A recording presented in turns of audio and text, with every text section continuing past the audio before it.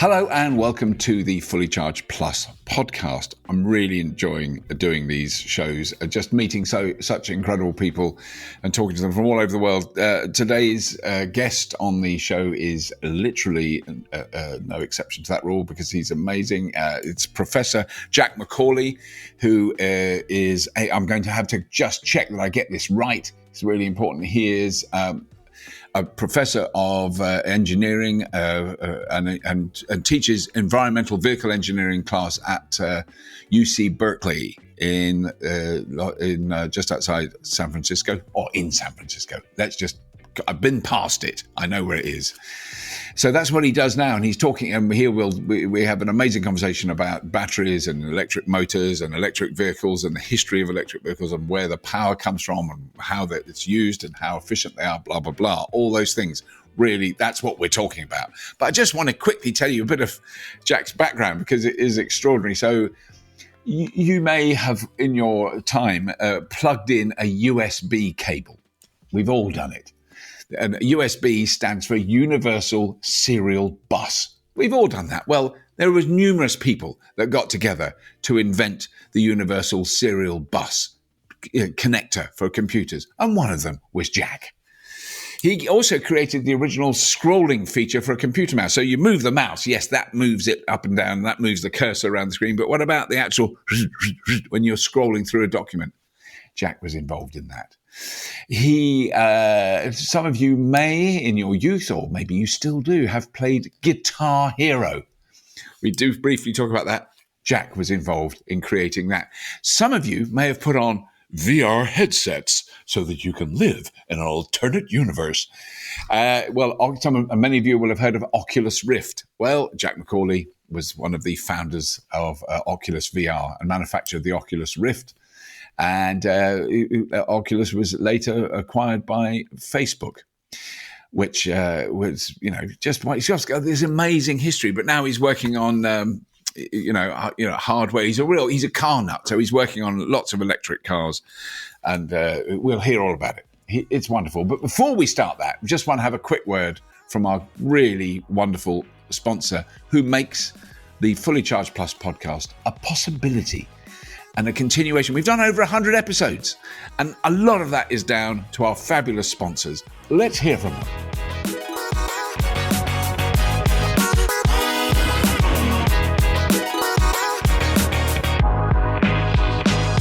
My Energy is putting the I back into British innovation. My Energy is putting the I back into inventing the future. My Energy is putting the I back into inspiring a nation. Recharging the world with green, smart energy. Charge your EV with your PV and more. Visit myenergy.com and help to spark the green revolution. My Energy, driving the charge to a greener future.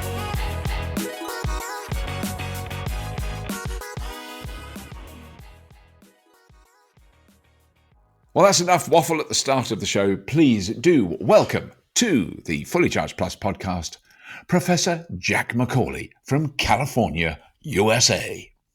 So, Jack, thank you so much for joining us there. I think we should say that we've had a couple of little technical hiccups, but we've got there in the end, which is really good. I just want to it's so wonderful to talk to you. It's a real thrill and a pleasure to meet you like this. But I just want to quickly list for our listeners some of the amazing things you've done in the past before you started looking at electric vehicles and batteries. But I've got to say, I mean, I'm not very good at computer games, but I have played Guitar Hero, and I really love doing it.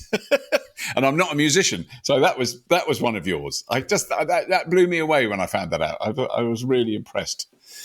So I don't even know, when was that? When was Guitar Hero launched? Well, the brief backstory and history of Guitar Hero is that I was contacted in 2005 by one of the fellows that I was working with from Take-Two, who stated that he knew these two guys who were in a startup company that wanted to build a guitar game.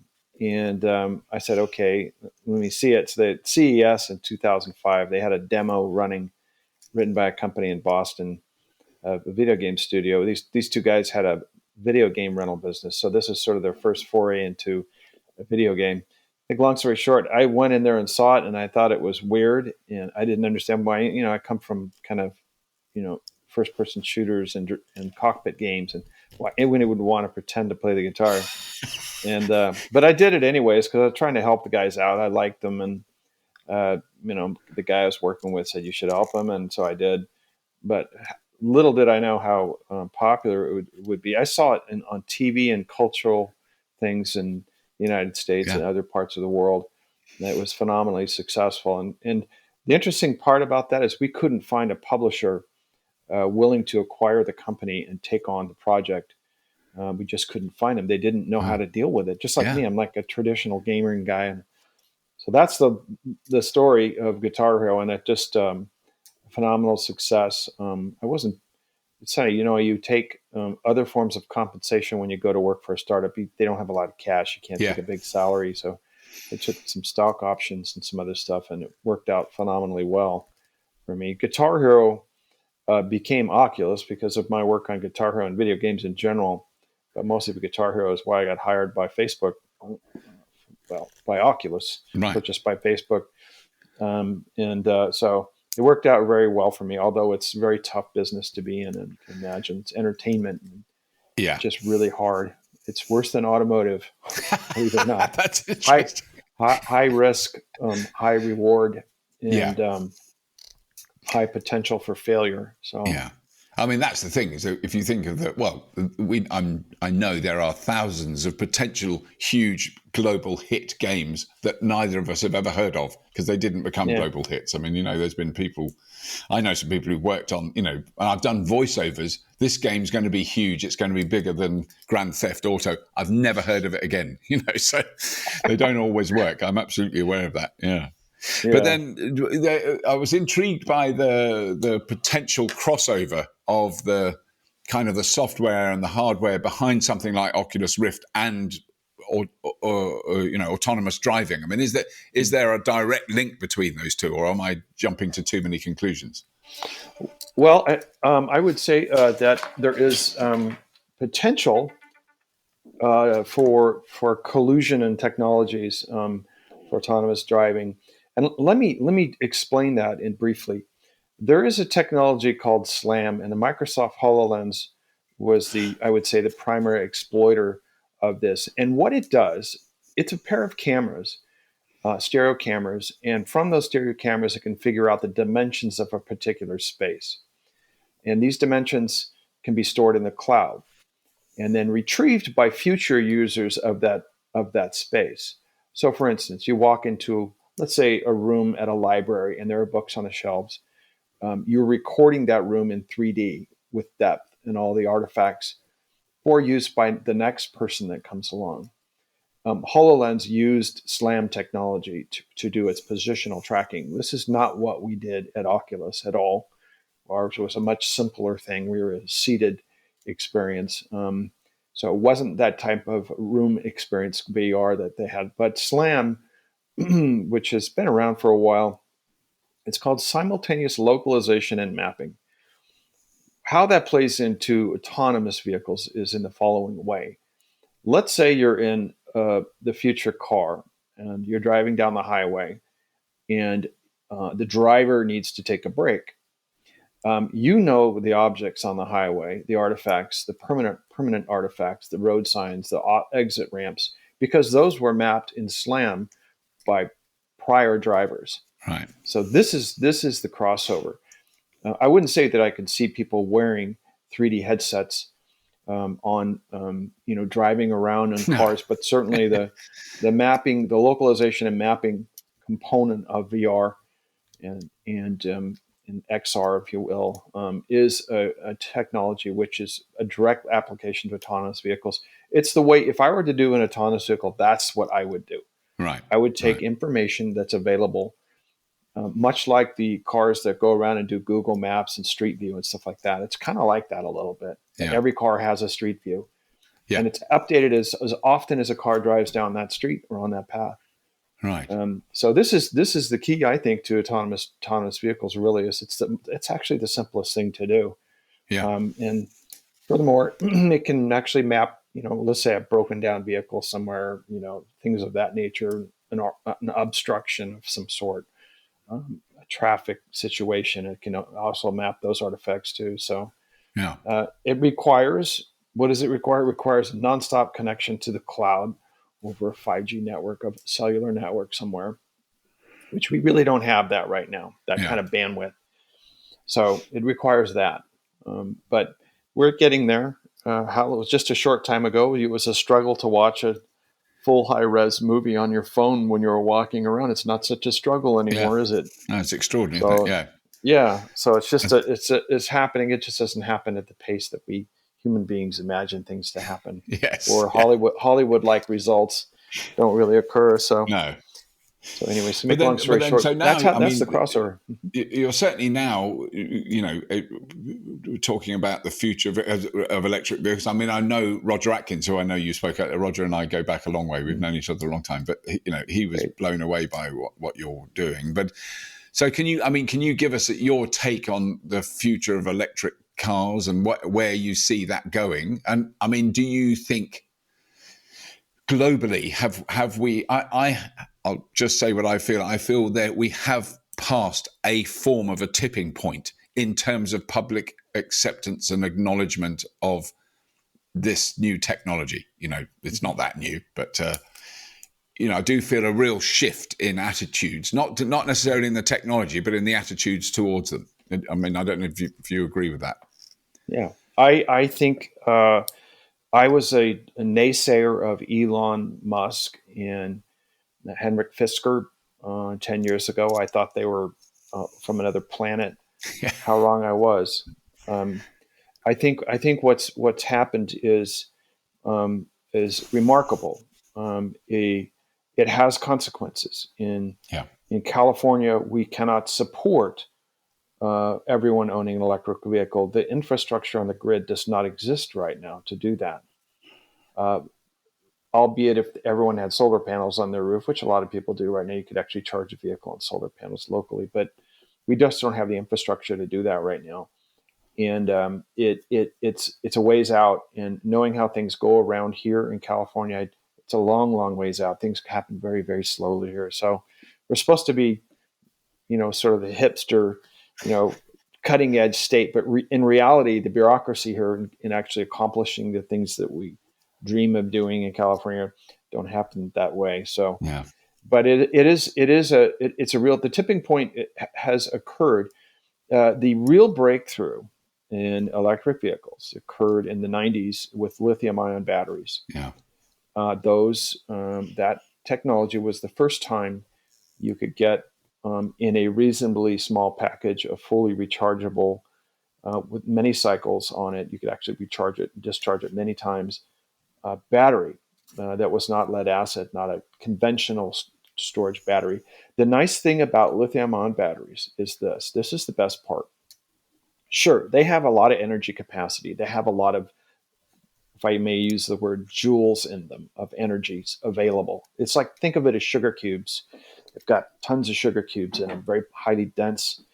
But the best part is the flat discharge curve. In other words, they hold their output at a fairly consistent level for a long time. It's the first battery that can actually do that.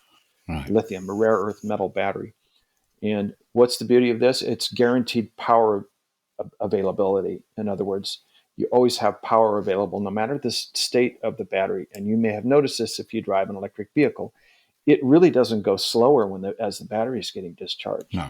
And that really has to do with the battery technology.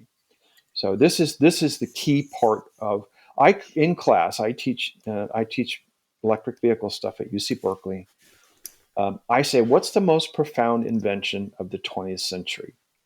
I say this to people. Some people say the microprocessor. Some people say one thing, and I say, no, I think it might be a battery. I think it might be a lithium-ion battery. It profoundly changes humanity, the way we go about doing our lives and our business, the effects on everybody. If there was not a lithium-ion battery, a rare earth battery, you would not have a mobile phone that has the power of a PlayStation 3 in your hand. Wouldn't exist without a lithium-ion battery. Yeah. You wouldn't have the connectivity. There wouldn't be the pressure on the internet for high bandwidth. that there is now, because they're going to be sitting at a laptop somewhere. So it is a profound invention. It has going to influence transportation profoundly. So I think you're right, Robert, that there's we've reached a tipping point. Probably reached it 20 years ago, but I think profoundly the lithium-ion battery, the rare earth batteries, and the future of batteries. We'll talk a little bit about later in this podcast. Yeah. What is happening with batteries, solid-state batteries? The pressure is on. Without the demand for higher capacity and lower mass volume, higher density batteries, there wouldn't be the thrust into solid state batteries and higher capacity batteries. And there's a big push. A large part of the weight of a vehicle, like the Tesla Model S, is the battery. If you could reduce the battery size by half, reduce the weight by half, and have the same range, you could actually, the energy, let me put it this way. If the battery was half the size it was now, that you would be able to go even further, because you have reduced the total mass of the car. The total weight of the car is less. You'd be able to go further because you're not using as much energy to push it around. So there's a big push for that right now. And also domestic manufacturing. We need to be able to make these batteries in places in Europe, let's say, perfectly capable of manufacturing things like that there, and the United States. And we also need a very, secure supply of rare earth ore, which we really don't have in the U.S. right now. We have it, but it's kind of hard to get to. So, right. The long and short of it, tipping point has been reached, and the motivator behind this tipping point was the availability of the rare earth metal batteries that had very high energy densities and very flat discharge curves. So right, because I think that's it. I mean, it's so important what you're saying in the fact that the general public, and I mean all the people I know, including myself, who drive electric cars regularly, may not have put those essential things together. The fact that as a battery depletes, so you're driving along and it says you've got 15% of the capacity remaining, it doesn't go slower. I mean, I know that from experience, but I've never actually put it into words like that. And it's an important thing to explain to people who've never driven them, because that might be an assumption that it's nearly run out. So there's, I mean, is it the case, say, if you had a lead acid battery pack, forget the weight and the size for a moment, as it depletes, does that lose the ability to send to power a motor? And not only is that true, it is the reason that electric vehicles were not prominent, I would say. A lead acid battery is a very, very, 100 years, a very inexpensive, albeit kind of a dirty technology with lead, which is causes health problems, and sulfuric acid, which is also kind of nasty and dangerous stuff. The reason they're not prominent is just the chemistry of that particular battery, the discharge curve. Let's say the battery's 80% discharged, it's not at, let's say, 13 Q or 13 volts or whatever you want to say. It's now at 8 volts, and it can't put out the kind of power that you demand, and it's noticeable when as you start to drive around, you say it's losing power. I have to put my foot down, and pretty soon you can't go 60 miles an hour. You can go 40 miles an hour, or something like that. So that is the primary reason. The significance of the lithium-ion battery is just it's being felt by society right now. What a profound thing that is. And the emphasis on making them more dense, reducing the size for the equivalent amount of joules or energy coming out of it is really what the thrust is. I have two EVs. I have an R&D facility where I've built two others, which are experimental EVs to play around with the architecture a little bit. Right. And I can explain. One of them is a pure race thing. It's just, it's unbelievably quick and scary fast. And the other one is more, is a vehicle that the battery's never been recharged. Wow. And it has a small petrol engine, a gasoline engine on it that can't power the vehicle. The job of that small gasoline engine, and it runs at maximum efficiency, which is about 40%. It's pretty good. Right. So 40% of the sugar cubes that go into the into this little gas engine actually end up as joules or power going into the battery to charge the battery. It basically parks and charges the battery and tops the battery off. So whenever you get on it, the battery's full. Right. Now, if you run out of gas, you still have a full battery. You can drive around, but if you run out of gas and drive the battery down to nothing, then you have eventually you stop. You stop, yeah. Yeah. It still has that problem. Yeah. And the beauty of this thing is that I changed the layout of the battery. So I have a propulsion battery, which is used to propel the vehicle, and I have a braking battery that is used to brake the vehicle. And the braking battery, it absorbs all the inertia of the vehicle, kinetic energy of the vehicle, and puts it into a braking battery. And when you stop, it trickle charges back into the propulsion battery to top the propulsion battery off. Yeah. Instead of using one battery. What's the beauty of this? The beauty of this is because I've divided them into two batteries. If I need to hard brake on the thing, I can use both batteries to hard brake. So this vehicle has no mechanical brakes on it. It does not have conventional brakes. It's all electronic braking. Wow. With two motors. And you can do an emergency stop from effectively regenerative braking, or it's hard pretty stop. hard. It's about what you would experience with ABS brakings, where it won't lock the tires up, but it does stop the vehicle. Wow. The Tesla, the Model S, and the Model 3 to a certain extent, they have mechanical brakes on them. They're the mechanical brakes. The reason that they have mechanical brakes is it's a great big heavy vehicle. Yeah. It also very fast. It goes 100 miles an hour, and there's just not enough battery current, power handling capacity to take all that energy out of the car. So they have to have mechanical brakes on them. This vehicle, because it's light, it's a single occupant vehicle, little commuter vehicle. That's the thinking. Yeah. Is that it doesn't need mechanical brakes at all. Wow. It can just sit there and hold. It can park it on a hill. It'll sit there and hold on the hill.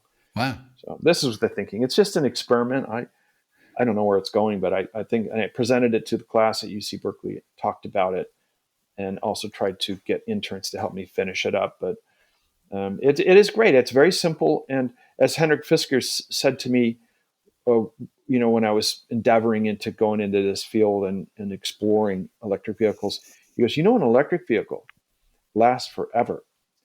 There's not much to wear out. Yeah. The powertrain, which is the connection between the electric motor and the wheels, is almost a direct drive. Yeah. Almost goes directly to the wheels. There's no much transmissions or intervening hardware in there.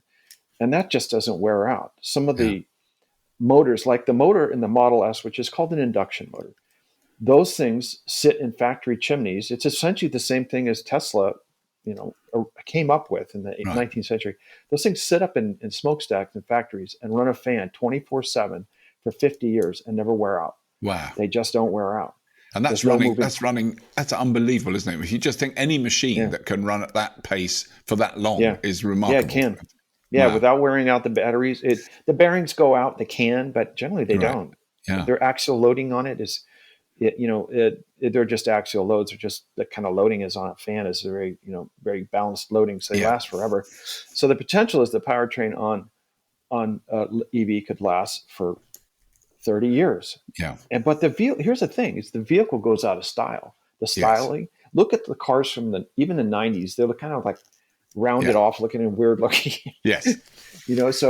So the style. But what if you could just rebody it? Like you take it into a rebody shop. They sell rebody kits for popular cars. They just they fix all the bushings and suspension stuff, give you new brakes or whatever you need on it, and they just drop another body on it. It's not sold as a new car. It's sold as a reconditioned or something like that. Yeah, I like the term rebodied. Yeah, rebodied. Have you seen my rebodied Jaguar? It sounds cool. Right. I think Jaguar would want to sell you a new car, but they would. So, but this is the idea that Fisker had, and I never thought about that. I always assumed like an internal combustion engine based vehicle, 150,000, 200,000 miles. They're getting tired. Yeah. Pretty soon it's at the scrapyard. And all that energy went into that produce, all the carbon emissions, what have you, that went into produce that car are all gone forever. They're still up in the atmosphere.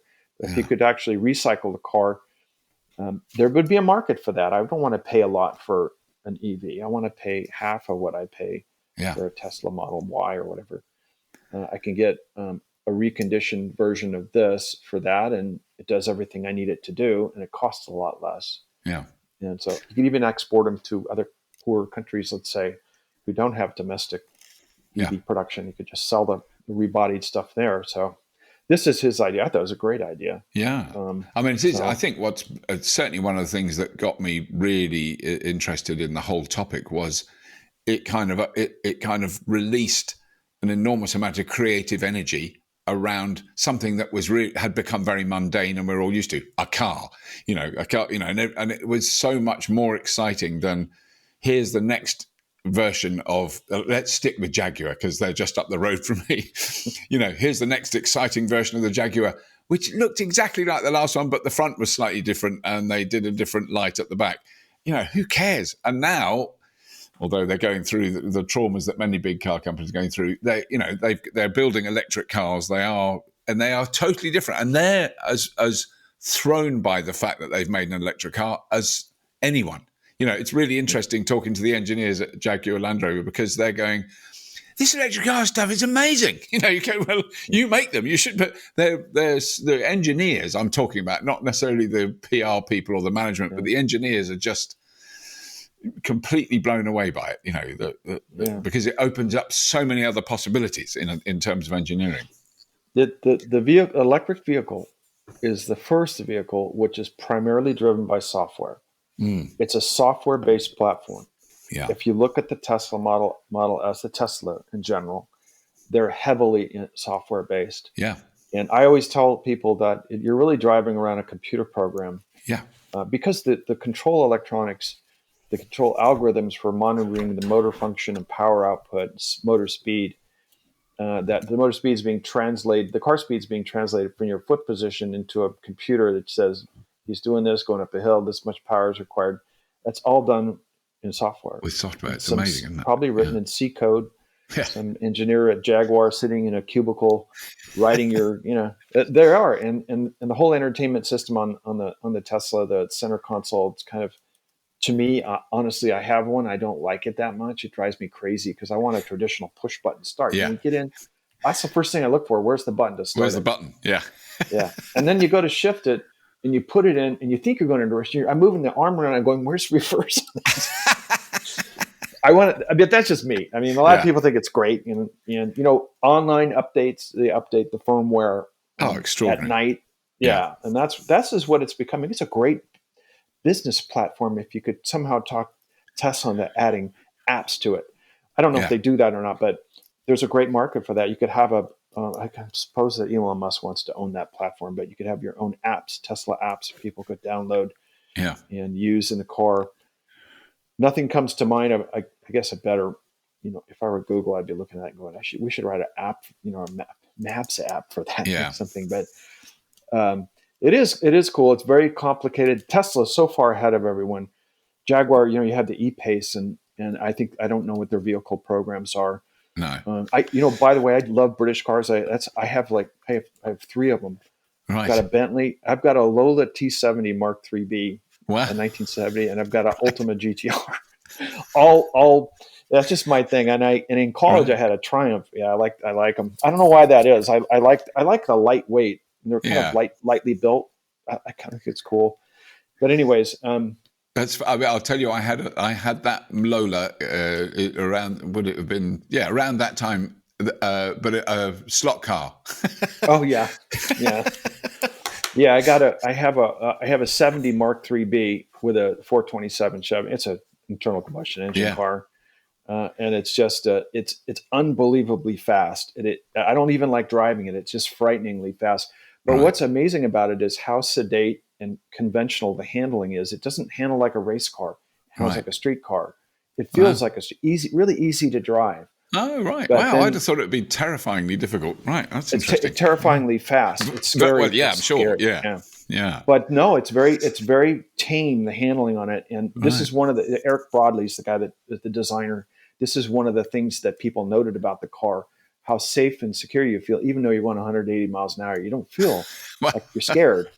So, anyways, back to our conversation. I'm sorry, I diverged there. But I mean, so why do you think that, I mean, I'll just quickly do my take on, for instance, battery, the way batteries are advanced. So I have a a 2010 Nissan Leaf. So one of the first Nissan Leafs built in Japan. It was brought over here. It was a press car, and I had it for a few months, and then I bought it. I said I want to keep it, so that I bought it in 2011. Still got it. It's just had a new battery put in it just recently. We're about to release an episode about the experience of having that changed. But intriguingly, when I got it, it was a 24 kilowatt hour battery pack. That was like state of the art, it was amazing, and it did nearly 90 miles on a charge if you were careful and it was in the summer and you didn't go up a hill. And it's now got a 40 kilowatt hour battery pack that is, from if memory serves, from the people who changed it, about 2.5 kilos heavier, but almost double the energy capacity. So it's a 40 kilowatt hour battery, fits in the same, they literally take one out, shift it away, put the other one in, bolt it in, it's done. It fits. There's it's not a bigger battery. It is fractionally heavier. But that is, and that battery was the battery I've had replaced is a second-hand one, and it's about 4 years old. So it's not a brand new one. So in that period of time, the energy density of a battery pack, not the actual individual cells, but the battery pack has increased hugely, and the price has dropped enormously, hasn't it? I mean, that, up until recently, I think the price is now, it's definitely not going to go down for a bit. I think we've reached a point. But, that change, I think, has shifted things enormously. That the fact that they are cheaper, smaller, lighter, and more energy dense, it needs to go a lot further. But the fact that has changed, and I think that's my argument I'm always making with people who know nothing about electric vehicles, is a lot of people's assumptions are based around 2012. That's what they think electric cars are like. And no, it's changed. It really has moved on since then. For the same price as that Nissan Leaf when it came out, you can now get a car that does about 150 to 200 miles on a charge. Mm-hmm. That's the difference. Much, much bigger battery. Yeah. You brought up the Leaf. I was one of the earlier people looking at getting a Leaf, but the range wasn't high enough. Yeah. But it turns out that when I started looking at how much I actually drove, I drive about 15 miles a day back and forth and once in a while I'm on campus at Berkeley. And so I go, wait a minute, am I blowing smoke? So 4 days or, 3 days, whatever, I have to charge the battery every 3 days. Big deal. Yeah. Now I'm looking at it, but you should say that the energy density of the cells has increased as the pound per kilowatt has also decreased. So they're about half of what they cost 10 years ago. I mean, per kilowatt hour. So this is the thing is the complaint that people hear about the electric vehicles these days. Well, it's so expensive. I can buy an internal combustion car for $20,000 or $25,000, and then I go, well, my favorite car is my Chevy Bolt. I absolutely treasure and love the car. What's great about it? Well, I'll tell you what's not great. It's ugly. Yeah, it's an ugly little car, but I don't care. What's great about it is I don't care where I park it. If it gets a dent, big deal. Yeah. It's narrow. It parks in very tight spots. It has a great turning radius. The best part is I get about 280 miles of range on it and a full charge. Yeah. And it does have temperature-related things with the battery, as all EVs do, that have not been mastered or conquered yet. But it's a great car. So my answer is sure, they're expensive, but they're not that expensive. I paid $28,000 for my Chevy Bolt. That's cheap. That's a cheap car. Yeah. And originally what I was going to do, Robert, was going to take it apart. The whole thing, I'd take it apart. And then I started looking online after I bought it, and somebody had already done that. So I'm repeating what the guy did. But turns out that that's my preferred driver. Right. No one even looks at it. You just drive it around. It doesn't shout special electric car, does no, it doesn't. It doesn't shout that at all. No. So in the Leaf, and I remember that Mitsubishi had an EV a while back, and I don't know if they're still in production, but so these were the options. And you're right. The spotlight has shined on the EVs to a large degree, and the range thing. Yeah. I mean, how often do you have to drive from San Francisco to Los Angeles? You go, well, you can't go very far. And I go, well, how often do you do that? Like once a year? And besides, I fly. I just get on an airplane. It's $50, Yeah. Round trip on Southwest. So I Yeah. just do that, and then I can figure out when I get on the ground, I can take Uber, and I don't want to spend 6 hours in a car anyways, really. No. Not my favorite thing. So that's the thing is the arguments when they hear the arguments and it kind of gets stuck in their head. But when they really start thinking, like in my example of the Leaf, about how much they're actually driving, it kind of fits pretty well. 90 miles or 100 miles of range. It's a big deal, So, and it's also that thing. I mean, I think a lot of people in this country would assume that an average American would drive way further than we do, just because we live on a small island. And I've driven a long way in America. It's quite big. I've worked out. Yeah. It's quite a big country where you live, but actually most people don't. Most people do their commute and they go to the shops and they're not driving 800 miles each day. It's very, very unusual to do that. So like on your vacation or something, isn't it? It's that sort of once in a while. But then, so what do you think the next step is? Because there's just been a lot of news very recently from Apple about Apple developing. I mean, that news comes and goes. I would love to have a graph of how, of the news cycle of Apple cars. It goes up to a huge peak and everywhere, like 2016, loads of talk about it, and then it just disappears, goes off the map. Yeah. But it's just come back the last few days. They've hired so many people recently, but they're talking about electric, fully autonomous, no steering wheel, no pedals by 2025. I'm not going to hold my breath. I think maybe a bit longer than that. I still want to move the steering wheel. I still want to drive a car. The autonomous thing, I'm a late bloomer, so the autonomous thing hasn't really hit me yet. Otherwise, I wouldn't own sports cars. I like the car that handles well and it's fast. I'll say this, and this is an example that when I hear the Apple story, I hear people say, well, they have never built a car. Yeah. And that's true. I mean, Tesla definitely had teething pains. There were people that were moving here that I knew from Germany that were working at Volkswagen, other places, who quit working at Tesla because it was such a sweatshop. They said it was so hard. Very tough. It's a startup company. It's not, you're not going to be working for Volkswagen right at 5 o'clock, you go home. It's not like that. And they went through their teething pains, but they finally came around. There's still some problems on the Model X, I would say, with fit and finish. But what have you? I have a Model Y, so I'm pretty good with the fit and finish on that. Here's the example. Now, in World War II, General Motors built cars. That's what they built. Yeah. And all of a sudden, we need B-17 bombers. The great big 4-engine bomber. Who else can they find to build that? Well, they went to GM, and GM reconfigured a factory in 6 months and started building bombers. Now, here's my argument for Apple, and the argument I hear is Foxconn does not know how to build cars. Yeah. But Foxconn builds a lot of stuff. Yeah.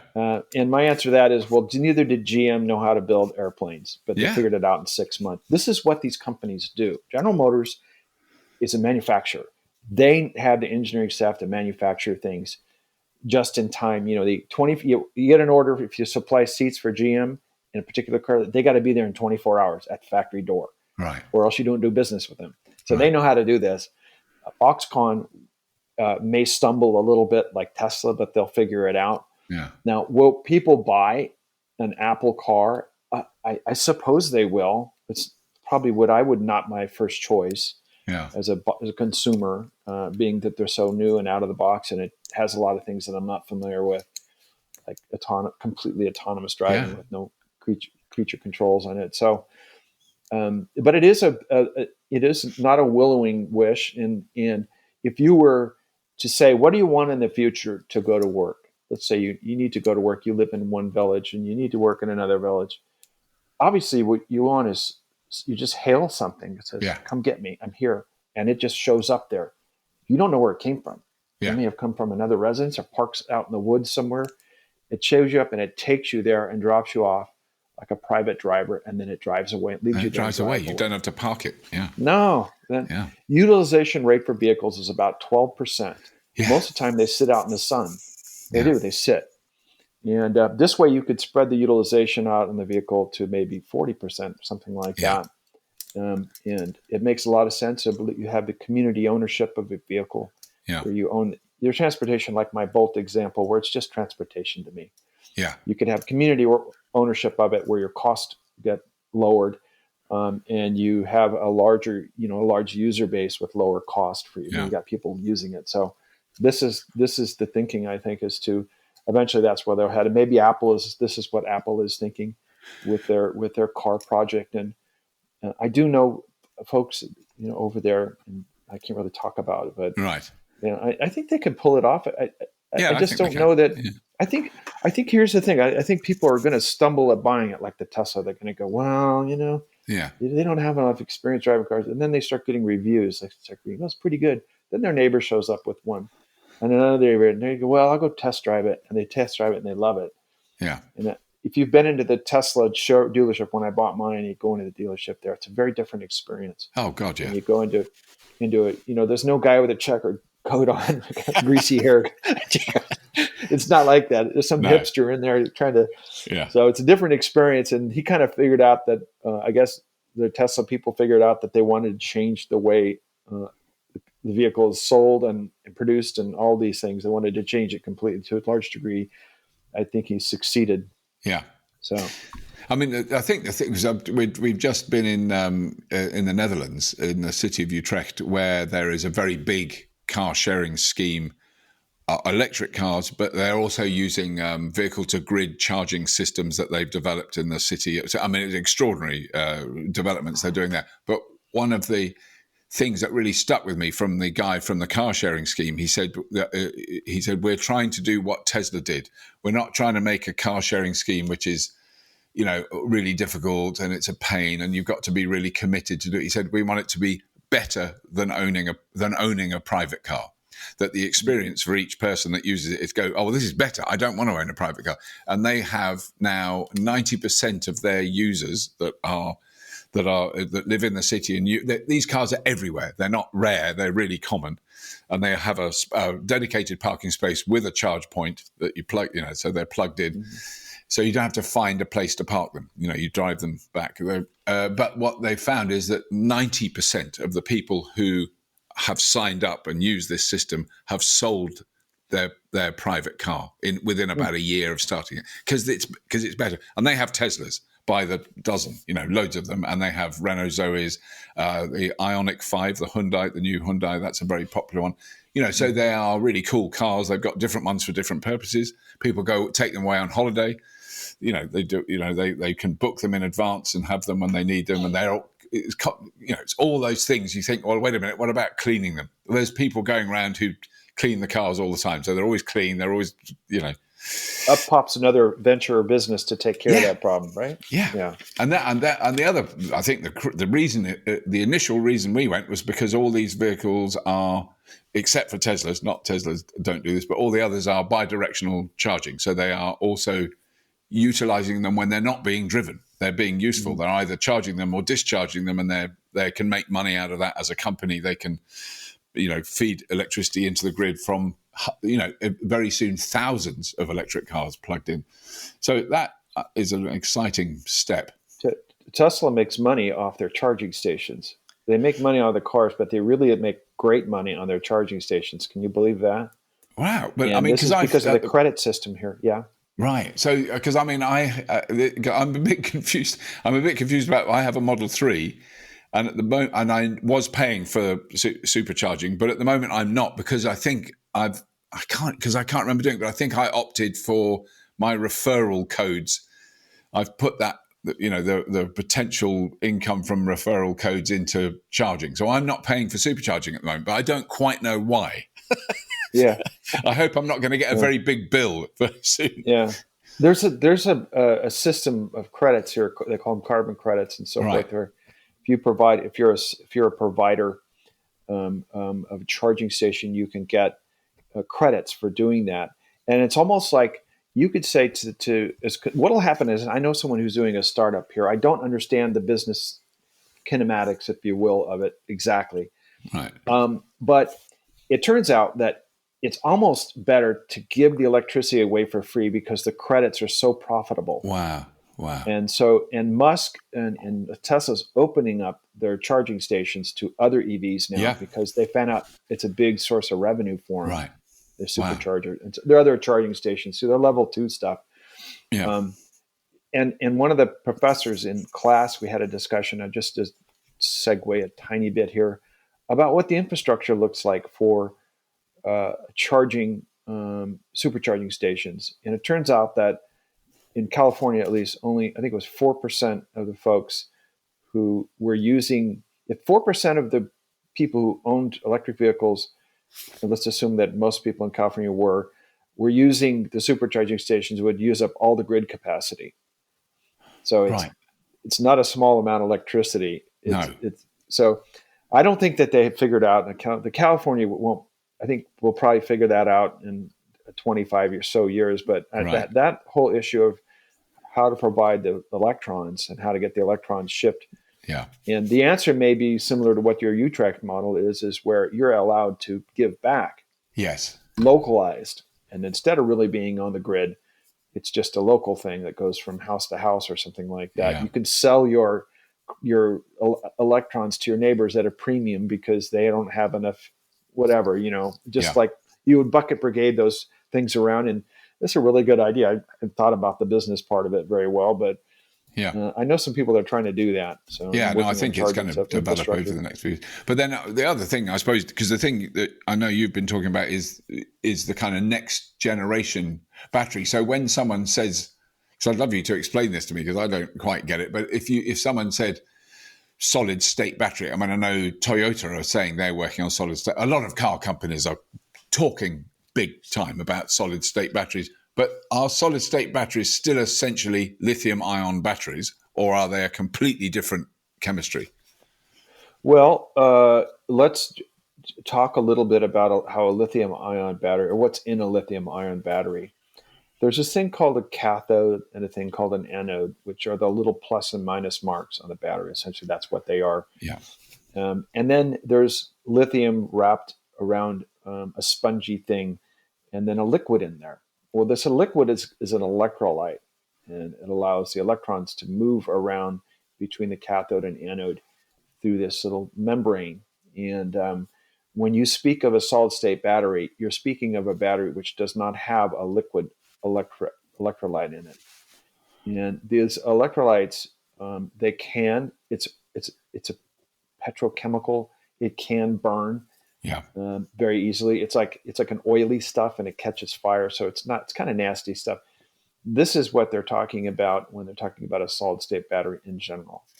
Now, the best part about a solid state battery, if you can get rid of this typical cathode and anode materials in a solid state battery and use a lithium, solid lithium, it would improve the efficiency significantly.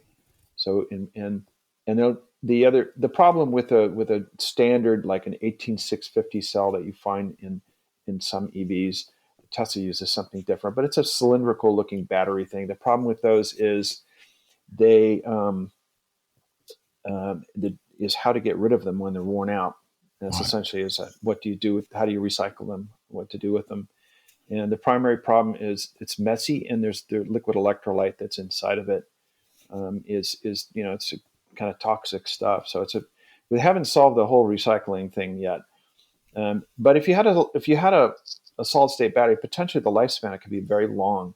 Right. Standard lithium ion cells are prone to this thing called dendrites, which are replating internally in the battery, because you can puncture the membrane and cause the cell to fail. And potentially a solid state battery would not have these kinds of issues. It still does it's kind of the same thing, but it doesn't really have it as severely. And also a solid state battery would allow much higher current draw out of it. In other words, you could pull more joules of energy out of it very quickly, because the cell protects itself from excess, like you're taking too much sugar cubes out of it too fast. You're taking the sugar cubes out too fast. The cell protects itself against that, can protect itself against that. And it's a physical chemical limitation inside the cell. A solid state battery is not limited in that way. It has fewer limitations, and it's they call it higher current output, higher kilowatt output. Right. So these are what people are shooting for when you're talking about solid state batteries. There's a company, Solid Power. There's one of them that comes to mind. There's a couple sort of companies that are working on this that are well funded. A lot of emphasis on this. Can you imagine if you could use the same amount of lithium and reduce the cell size by half for the same equivalent kilowatt hours. This Right. is what you want to try to do. Yeah. As a matter of fact, the cells could be the size of a small suitcase, and that's your entire battery in the car. So this is what we want. This is what the technology wants. Can you imagine the value of a company like that? How valuable it would be if you could pull that off? Unimaginable, wouldn't it be? Huge. Yeah. Yeah, it would be there would be billionaires walking around. Yeah. So, there are a lot of them around here. So, yes, but there would be